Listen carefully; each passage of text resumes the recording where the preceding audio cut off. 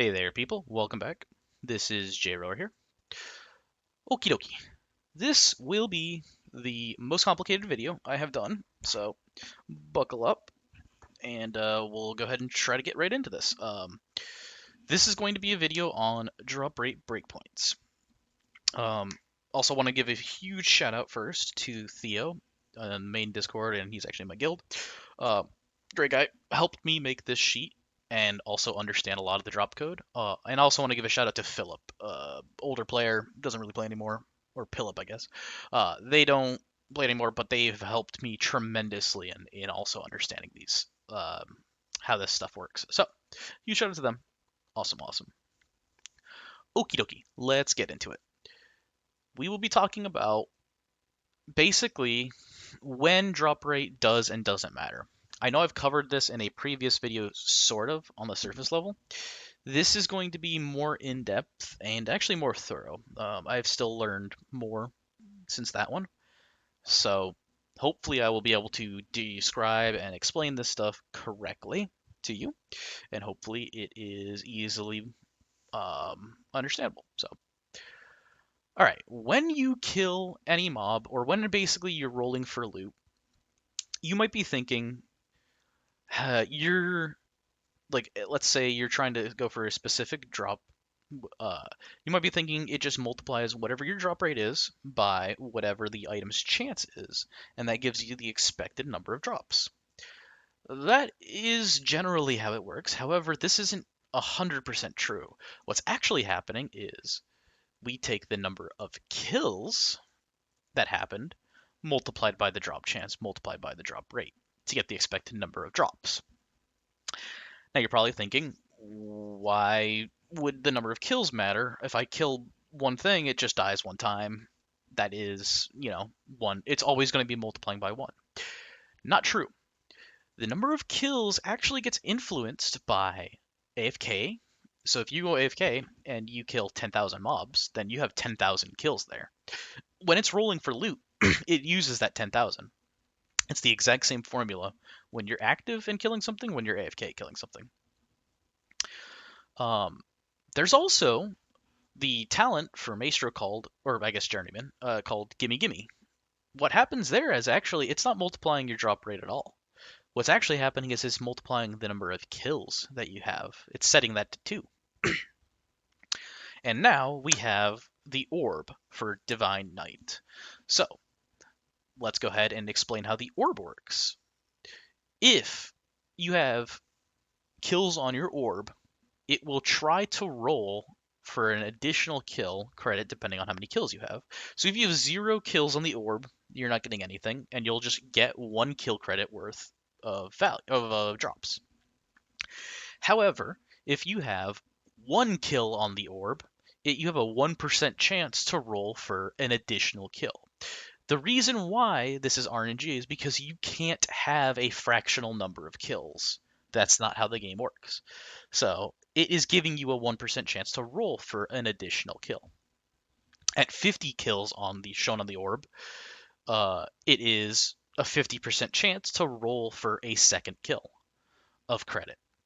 So between 0 and 99 kills on the orb, you have either 1 or 2 kill credit. Between 100, or so at 100, you are guaranteed 2 kills of credit. So at 100 kills, it works exactly like Gimme Gimme, except it's always on. Between 100 and 199, you're either getting 2 or 3 kills worth of credit. Between 200 and 299, 3 or 4. So hopefully that makes sense. It's not RNG just for RNG's sake. It's trying to give you the amount of kills that you would normally have, or that you would have gotten, but you can't have fractional kills. So it weightedly rolls those. On average, you're going to get, however many drops that you should based on the number of kills, though, over time.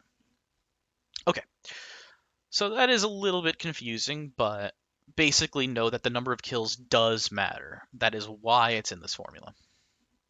Okay, not too bad so far. However, there is another caveat to this. The game will give you drops depending on how many expected number of drops you get. If to guarantee one expected drop, you do 1 divided by the drop chance. So if you have a 60% chance to get an item, 1 divided by zero point 0.6 will give you the amount of drop rate needed to guarantee that item. So let's go ahead and look at why. 1 divided by zero point 0.6, you're getting 1.66 drop rate at, needed to guarantee that drop. 1.6 divided by, or 66 divided by 0.6. No. So let's go ahead and actually look at that. 0.6. So yeah, 1.67, you're going to guarantee that drop there. That's just how it works, basically. The 1 divided by the drop rate. Drop chance, excuse me. For 2x guarantees, you need a number strictly bigger than 2 expected drops, but below 2.5 expected drops. So let's go ahead and look at that. 3.34.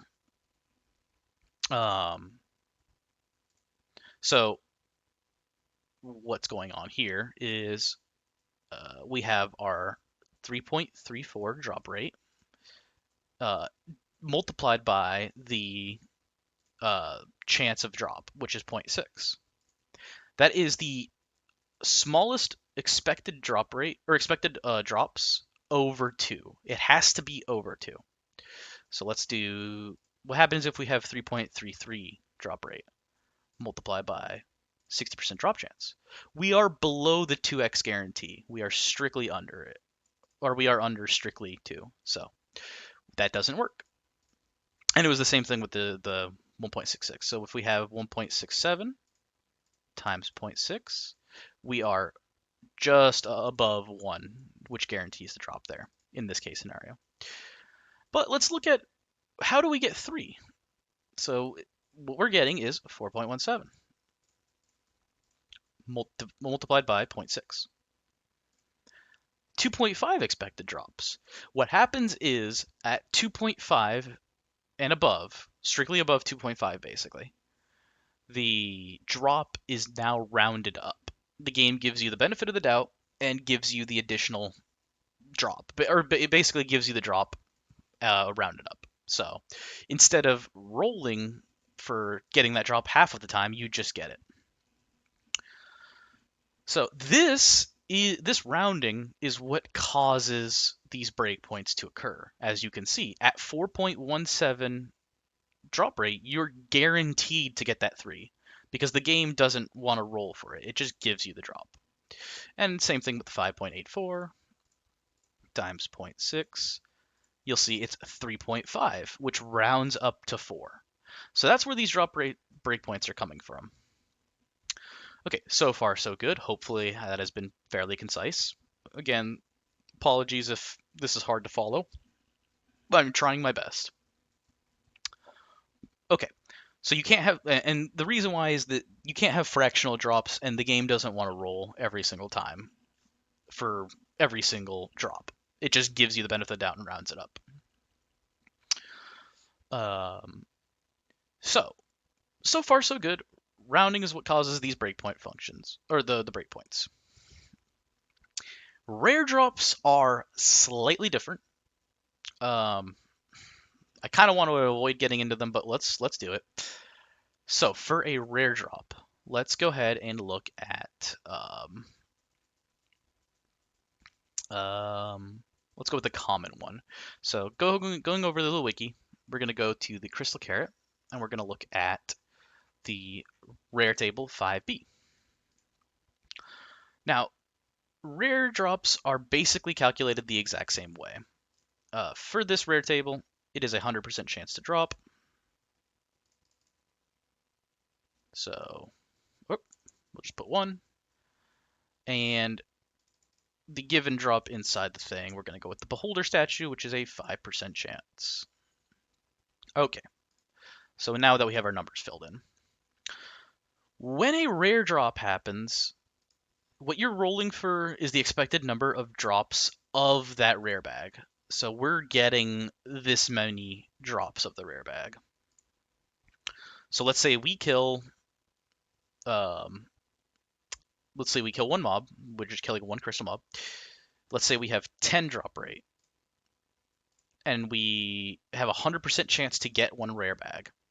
We've gotten 10 rare bags of loot. That is what we got. Now the game will use that number of rare bags, and it will calculate the drops inside there.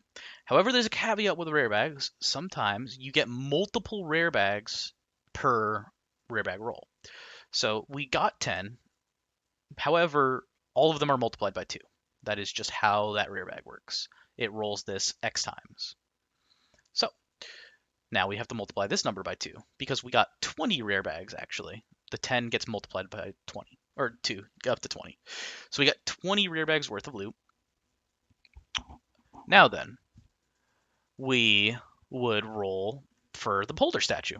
So when it's rolling inside the rare bag, what happens to this formula, it uses the same formula but slightly modified. What changes here is now instead of number of kills, we have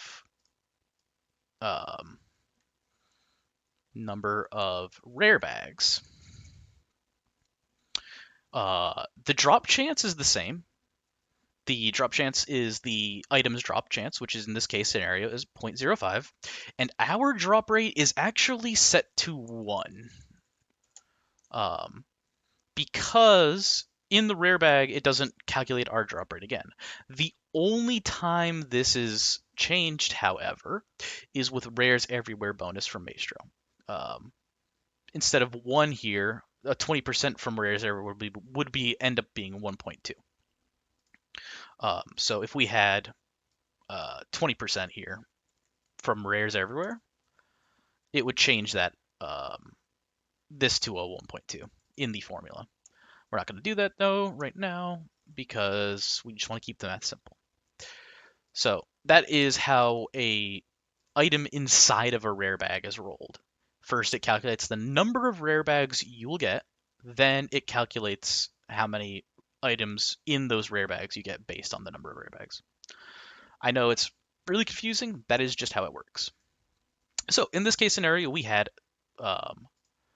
20 rare bags because the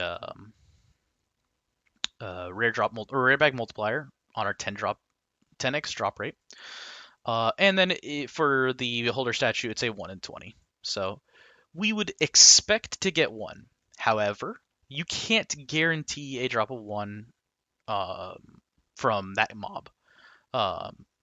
There are caveats to that, basically. All I'm going to say is you really can't. You just can't guarantee it. So at 10x drop rate, we have about between a 50 to 75% chance of getting 1 statue per kill. It is an RNG roll, basically, until you can guarantee it. However, let's say we had 40 rare bags, so we had 20 drop rate. So again, if we had 20 drop rate, it would be 20 times number of kills, 1 times the drop chance, which is 100. So we would have 20 bags, and then that gets multiplied by 2 by the rare bag multi. So 40 drop divided by 20. So we would expect to get 2. However, this is not above 2. It has to be over 2 expected drops. So at 20 bags, you can't get that. Like it doesn't guarantee it. It's still an RNG roll. So the smallest number, let's go at 20.5 drop rate. So 20.5 drop rate would round up to 21 bags because it would be number of kills times 1, 1 times 20.5 times the drop chance, which is 1 in this case, because it's a 100% chance. So 20.5 rounds up to 21 bags, and then that gets multiplied by the bag multi, which is 2 in this case scenario, up to 42 bags, and then that is divided by 20. We are now expected to get 2.1 beholder statues, which finally guarantees us getting a beholder statue. Well, 2 beholder statues in that kill. So, hopefully that make sense. Um, Now you could see how much it changes by adding number of kills to it. So Gimme Gimme really pushes the breakpoints needed to get statues to reasonable levels. But that is how rare bags calculate the drops inside themselves. Um, so let's make sure I'm not forgetting anything and move on. Um, so let's go for a couple examples on some common drops people like. So we're gonna go ahead and go to the mutated mush. And this is a good one, pet egg. You get a pet egg 60% of the time, or with a 60% rate. So here, we're going to go ahead and put 0.6. It is not a rare drop, so we're going to go ahead and put 0 there. And let's just go ahead and assume we're getting 1.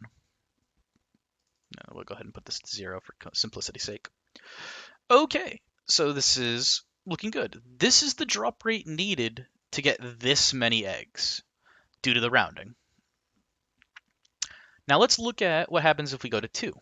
Or first off, let's say we optimized for 10.84. Let's say we have 10.84 drop rate. So let's go up to 2. Now then, we find our 10.84. It is below the 14, but above 13, so we're going to get 13 eggs from that. You'll notice how all of these drop rate breakpoints got smaller, though. What happens when you get more number of kills? These drop rate breakpoints actually get scrunched. The gap between them gets smaller. This is pretty important though, because with orb, we can really push the difference between the breakpoints down. Which, I mean, it just shows you how much more drop rate matters. So with 1 kill, if I have 9.17 drop rate, more drop rate does nothing until I hit 10.84 specifically for eggs. If I'm trying to go to farm eggs, anything between 9.18 or 9.17 and 10.83 does nothing. I need to get to the 10.84 to get that the 7th drop.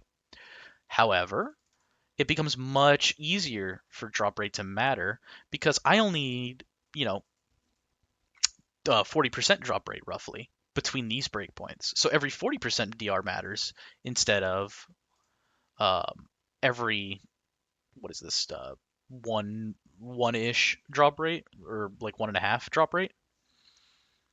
So the number of kills, the orb really just amplifies your drop rate by a ton. Can't stress that enough.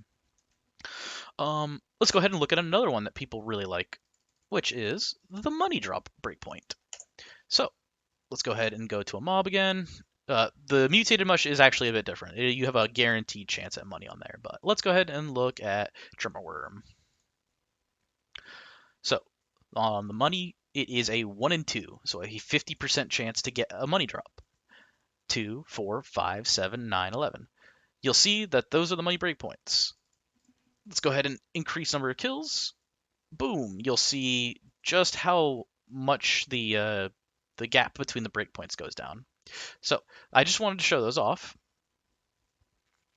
So yeah, what is the takeaways from this?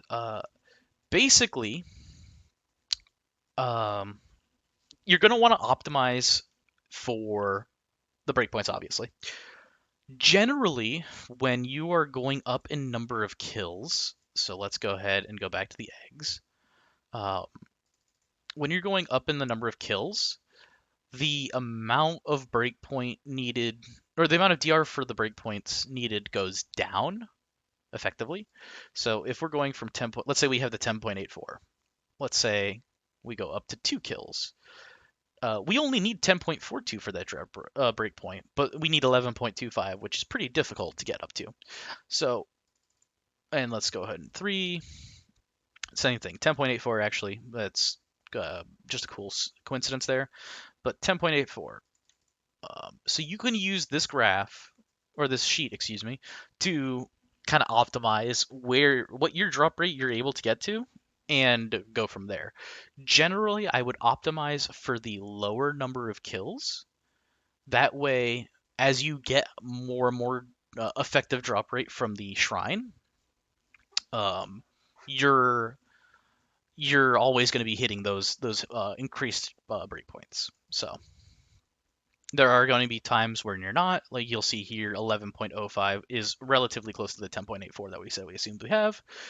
But that is my suggestion, basically, is to optimize for the lower breakpoints, like the lower number of kills breakpoints, and go from there. Basically, you'll be getting the benefit as the kills go up.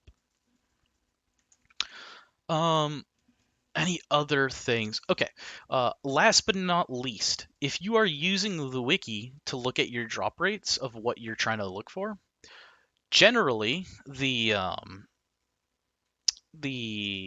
drops on here have their actual drop propagated by this. So this is not a 100% chance. You have a 0.35% chance to roll items in here, or roll this rare bag, and then you have the actual chance of rolling the items in here.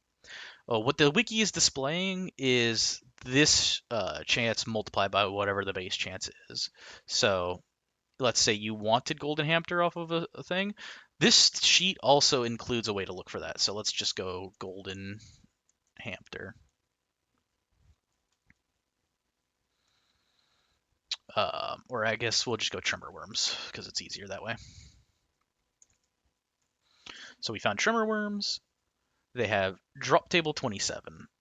And that is what this one is, drop table 27. Drop table 27.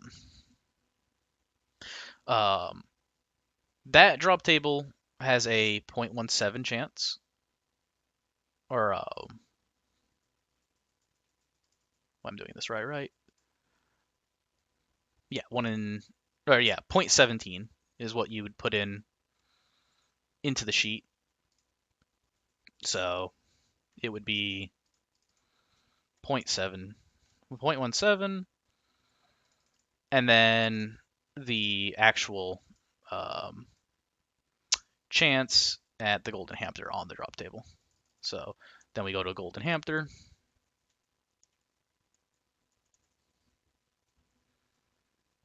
From drop table 27, which is a 0.0083. Boom. So it would use that value, 0.0083. And that is how, and then it's a 1, 1 and 1. This isn't going to be particularly useful because you're not ever gonna you're not getting 1400 drop rate, but that's how you would use this sheet basically. Just because the way that the wiki does it, it propagates the values through, so it can be kind of confusing. But any questions you can always ask me in the comments below if you have any questions on how to use the sheet. It should be relatively self-explanatory, and there aren't going to be a ton of drops that you can really optimize your breakpoints for. This is mostly just to explain what is going on and for certain things how to optimize for it.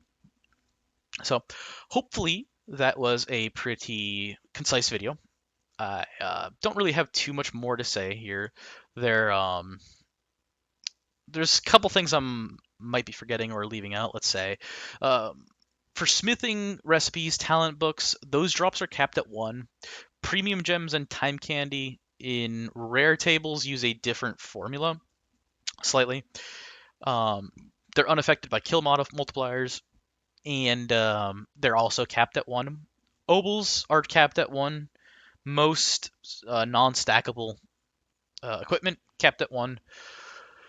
Basically, there's a lot of fringe cases, as you would expect, but this should give you basically the tools. I'm going to include this sheet in the description below. This should give you the tools to at least figure out what drop rates you're wanting to aim for like common drops. Let's just go back to money, because I love money. Or put 0 here. This shows you, oh, I can just stay at 9 drop rate and I'm good. I don't want to push 11 drop rate, it's too hard for me to. So I can just stay at a 9 and go add stats other places. And that will help you make decisions like that because basically, let's say you're on Divine Knight and you're getting 3 kills, going from 9 to 11 drop rate is much harder than saying 9 to 9.67. So it's like, oh, I could get another drop rate on Divine Knight in this case scenario. So hopefully that is um, hopefully that is pretty clear, and hopefully I explained everything, you know, relatively well. Again, it is a pretty complicated um, topic, and hopefully it was clear here. So anyway, everyone, thanks for watching, and I will see you guys in the next one. I do not know what it will be yet. Yeah, so leave comments in the below if you have any questions or recommendations for the next video. So, thank you.